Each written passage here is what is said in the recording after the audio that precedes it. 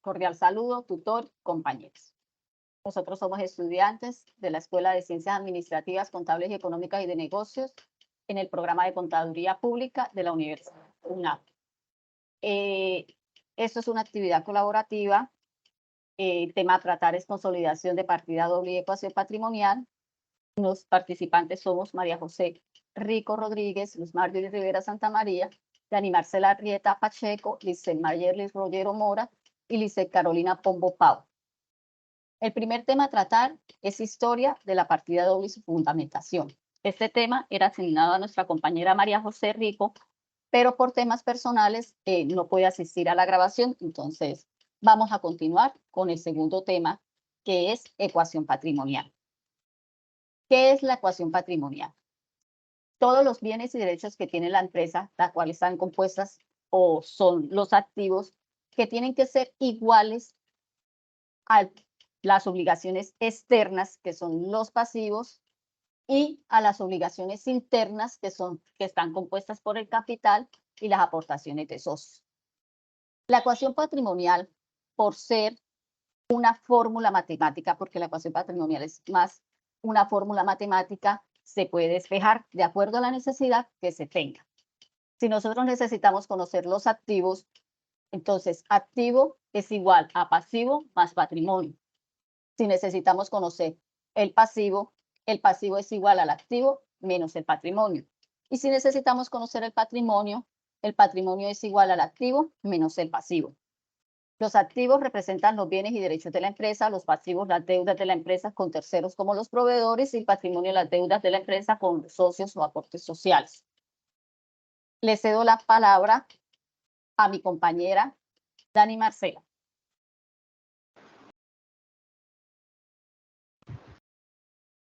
Cordial saludo, profesor y compañeras. Hoy yo les voy a hablar sobre los activos, los pasivos y el patrimonio. Ahora, los activos me dice que son llamados estructuras económicas en contabilidad, ya que son aquellas en las cuales, ya sea una persona, una empresa o un ente económico, tiene un bien, lo posee, es de él. Ahora, podemos encontrar dos tipos de activos, los corrientes y los no corrientes. En los activos corrientes podemos encontrar gastos prepagados e inventarios, y en los activos no corrientes podemos encontrar terrenos, edificios y vehículos. Entonces, un activo es aquel bien que yo tengo, que yo poseo, con el que yo cuento. Pasamos al pasivo. El pasivo son todas aquellas, absolutamente todas las deudas, ya sean deudas con los acreedores, con los proveedores, deudas de hacienda, deudas con los trabajadores. Aquí podemos encontrar dos tipos, el pasivo no corriente y el pasivo corriente. En el pasivo corriente encontramos que son las deudas cuyo vencimiento es mayor a un año, lo contrario al pasivo corriente, cuyas deudas son inferiores a un año, es decir, a un menor tiempo. Pasamos con el patrimonio, y el patrimonio me dice que son todos aquellos bienes con los que cuenta una persona natural y una persona jurídica. ¿Cuál es la diferencia entre el activo y el patrimonio? Que el patrimonio es lo que queda, el restante, el bien que queda después de restárselo al activo. Es decir, encontramos el activo y el pasivo, entonces yo lo voy a restar lo que explicó la compañera Luz anteriormente para poder saber con cuánto es lo que yo me voy a quedar al final.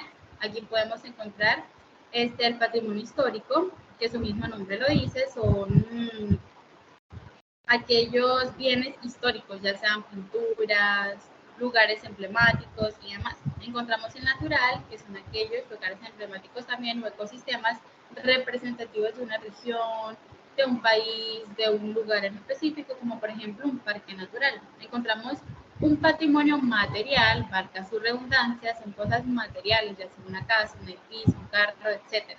Y por último, el inmaterial, que son cosas que no están físicas, cosas intangibles, pero que aún así son importantes, dados como una costumbre heredada de los antepasados, algo más que todo como cultural.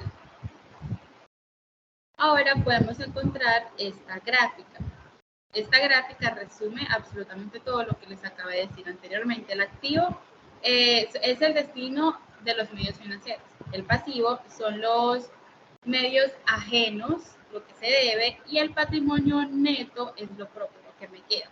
Entonces aquí podemos ver que una es la estructura económica y otro diferente, que es el pasivo y el patrimonio, es la estructura financiera. ¿Cuál es la diferencia? La estructura económica es el conjunto de inversiones, lo que se invierte, lo que tiene la empresa. La estructura ya financiera son aquellos medios que utiliza la empresa, recursos, para generar bienes mediante inversiones, movimiento de dinero, etcétera.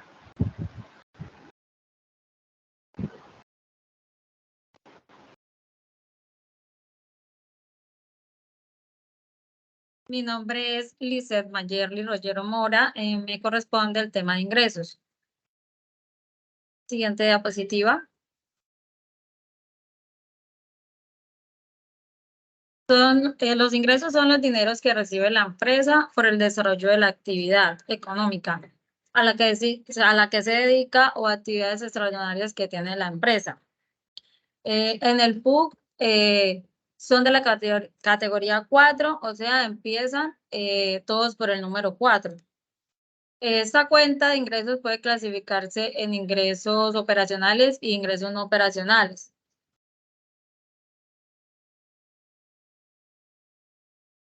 Ingresos operacionales. Se incluyen los valores que se obtienen por concepto de la venta de servicios o de productos de la entidad. Estos ingresos son constantes y recurrentes. Por ejemplo, que son los honorarios profesionales, servicios prestados, venta de mercaderías, entre otros. Seguimos con los ingresos no operacionales. Los ingresos no operacionales son los valores que no se relacionan con el giro o actividad de un negocio. O sea, no provienen de los obtenidos mediante la o las actividades principales de la empresa. Tampoco son recurrentes, como por ejemplo los dividendos ganados, la utilidad por la venta de un activo, los intereses ganados por una póliza, entre otros. Tenemos un ejemplo.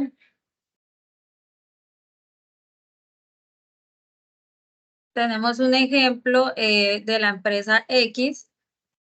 Como es de naturaleza crédito, los ingresos aumentan en el crédito y disminuyen en el débito. En este caso, el 1.500.000 del ingreso se determina en el crédito y por ende se mueve también la cuenta del activo que se va a clientes para que sea un asiento de partida doble. Los ingresos por lo general siempre aumentan, o sea, siempre se les va a hacer un crédito a los ingresos. Únicamente disminuyen o se les hace débito cuando hay una devolución. Cuando hay una devolución de la factura, una nota crédito o un descuento a los clientes. De resto, por lo general se le hace crédito a los ingresos. Siguiente diapositiva, que es los ejemplos de las dos empresas.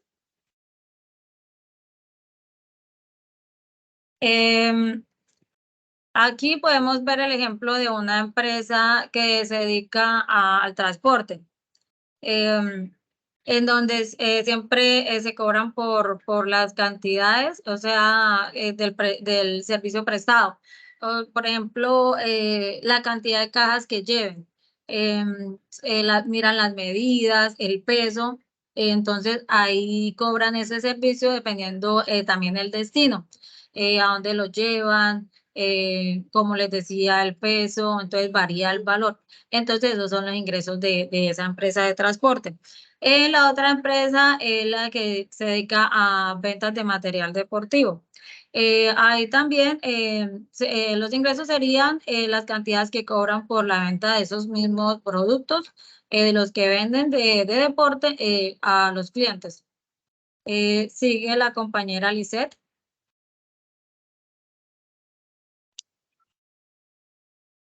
Muy buenas tardes, tutor y compañeras. Mi nombre es Lisette Pombo y yo le voy a hablar acerca de los gastos.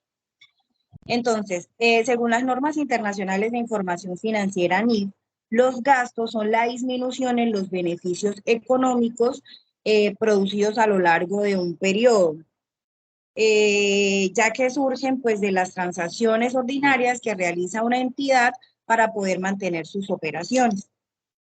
Dentro de los gastos podemos encontrar, la segunda diapositiva, por favor.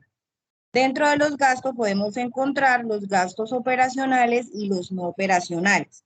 ¿Cuáles son los gastos operacionales? Son los que se relacionan directamente con el desarrollo del objeto social. ¿Y cuáles son los no operacionales? Son los que hacen parte, son los que no hacen parte de la operación normal de la empresa y tampoco implica una operación cotidiana. Un ejemplo de estos gastos no operacionales pueden ser los intereses, los impuestos, las depreciaciones y las amortizaciones. ¿Cómo se clasifican estos gastos? Los gastos se clasifican en gastos fijos, gastos variables y gastos inesperados. ¿Cuáles son los gastos fijos? Los que se mantienen.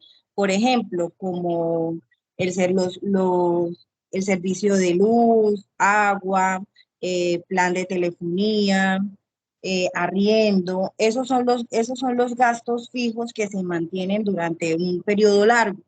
¿Cuáles son los gastos variables? Son precisamente esos, los que no se pueden predecir, y están los gastos inesperados, que es como lo indica su nombre, son situaciones que no tenemos contempladas en un presupuesto.